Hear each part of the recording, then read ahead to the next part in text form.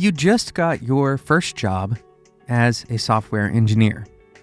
Maybe you got hired as a junior engineer, or maybe you just have the title of engineer. Some people even come in as senior engineers. What does this mean? What exactly is a senior engineer?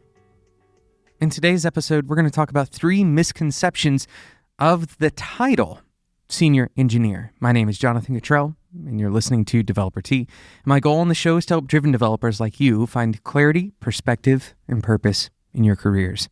Before we get started with today's episode, I wanted to share some very exciting news. My wife and I welcomed our brand new baby daughter into the world on, a week ago when this episode airs. Her name is Nova, so now we have 2 little ones that have joined us, Liam, who is 2 years old, and Nova. We've been doing this podcast since before we had any children at all, so it's really exciting to share these moments with all of you. Now let's get started with today's episode talking about misconceptions about senior engineers. This is the 3rd of our 3x3 week here on Developer Tea. This is something we did a couple of years back, and we brought it back for this week. And I think today's topic is incredibly important because at some point in your career, if you work on a team of developers, you're likely to encounter someone with the title senior engineer. Now, why is this particular title important to talk about? Well, it's certainly not the only title that can be confusing. For example, a junior engineer. What exactly does it mean to be a junior engineer? In some places, it means that you're expected to be learning on a regular basis, and most of the time you're going to have someone pairing with you. In other places, junior engineer has nothing to do with the kind of output that you generate and everything to do with how long you've been working at the company. There are some similar confusing points about being a senior engineer, and we want to talk about 3 of those misconceptions today. The first misconception is that senior engineers are only solving really technically difficult problems, and they're working alone to do so. This picture of an engineer that is kind of going into their magic cave, and they've been doing this for what seems like hundreds of years, and they come out with some piece of, incredibly important software. This is not an accurate depiction of the average senior software engineer.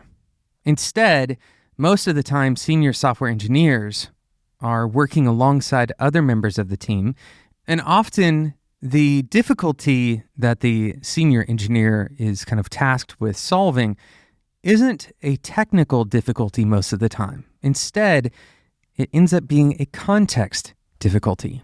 Decisions that were made perhaps many years ago in a legacy code base, for example. This is where a senior software engineer can shine. Most jobs that we encounter as software engineers in our careers are not going to involve deeply technical software engineering. We aren't going to have to rewrite a bunch of sorting algorithms. Instead, most of what we have to determine as software engineers in today's market is how do we fit these things together? How do we solve the problem at hand in the most efficient and appropriate way possible? A senior software engineer then is not really tasked with writing the most efficient algorithms, but instead understanding the product that they're working on in the context that it exists. The next misconception about this title is one that's true for most titles in the software engineering industry, and that is that there's some kind of specific standard that you must meet in order to gain the title of senior engineer. For better or for worse, titles for software engineers typically don't necessarily have a specific standard that justifies the title. This isn't necessarily the case in other professions because many times other professions have established norms, sometimes even institutions that will provide these kind of guidelines. But for software engineers, any title that you hold is one that you hold because someone was willing to call you that. This ambiguity can be frustrating and it can cause a bit of anxiety because in one company you may have one set of standards that identifies whether someone is a senior or a mid-level or a lead or a senior 2. There's lots of titles that you could have, and they may be different from the next company that you go to. So it's important to understand that titles are mostly relevant to the company itself and less relevant to industry-wide recognition. With that said, that doesn't mean that other people won't take signals from those titles. It just means that everyone has a different definition of what it means to be a senior software engineer. The final misconception that I think is important to clear up about being a senior software engineer is the idea that you will never have to do what managers do. In this profession, we have the kind of illusion that there are 2 tracks, either manager track or engineering track. And while often our titles reflect those tracks, it's very unlikely that you're going to make it to the level of a senior position in any company without having some kind of people leadership skills and maybe even responsibilities. Now, this doesn't mean that you're going to identify with all of the responsibilities that a manager might have, and it certainly doesn't mean that you won't have a manager yourself or that your team won't have a manager. But as a general rule, the most valuable people in a given company are the ones who can multiply the efforts of others.